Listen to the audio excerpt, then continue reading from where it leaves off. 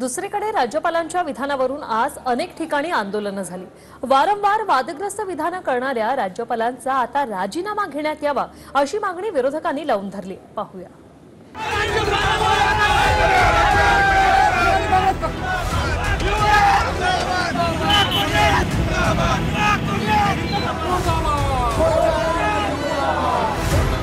तिकडे दिल्लीत भाजप प्रवक्ते सुधांशु त्रिवेदींमुळे वाद झाला आणि इकडे औरंगाबादेत राज्यपाल भगतसिंह कोश्यारींच्या विधानानं पुन्हा एकदा पडसाद उमटले।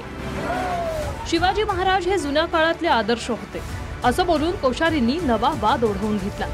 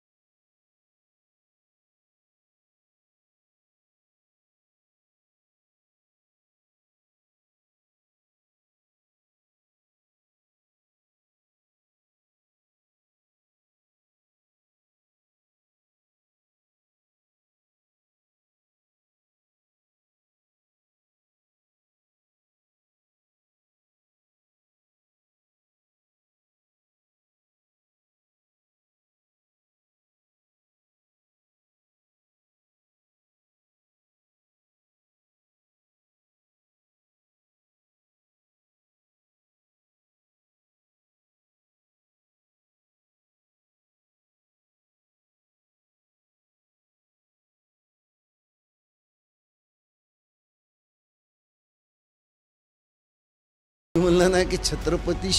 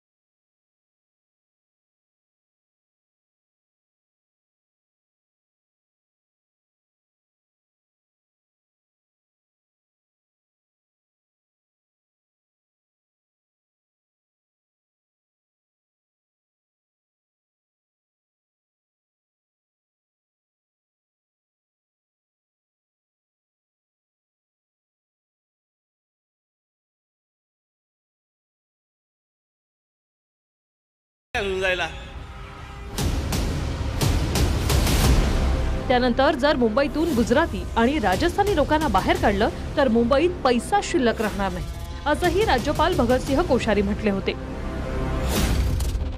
महाराष्ट्र में विशेष करके मुंबई ठाणे यहाँ से गुजरातियों को निकाल दो और राजस्थानियों को निकाल दो तो तुम्हारे यहाँ कोई पैसे बचेगा ही नहीं। ये राजधानी जो है जो कहलाती है आर्थिक राजधानी कहलाएगी नहीं।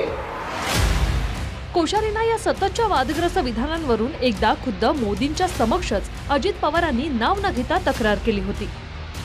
अलीकडे बरच काही गोष्टी घडतायत। मला एक पंतप्रधानांना गोष्ट लक्षात आणून द्यायची, अलीकडे महत्त्वाच्या पदांवर सन्माननीय व्यक्तींकडून काही अनावश्यक वक्तव्य होत आहेत।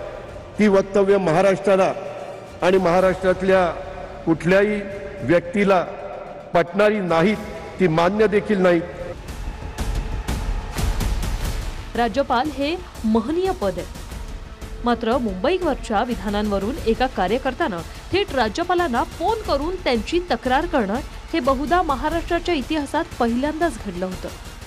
मुझे आपको कॉल नहीं करना था, पर मुझे आज ऐसा लगा कि आपके जैसे अगर महाराष्ट्र को तोड़ रहे हो, आपको तो पूरा आपके जैसे को देश चलाना चाहिए ना।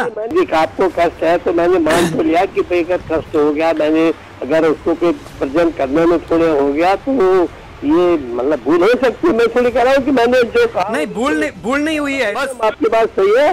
ये जरूर है, वहाँ हम बात करेंगे, ठीक है। देश को, महाराष्ट्र को मत तोड़िएगा। तोड़ेंगे, हम ही चले बस छोड़िए।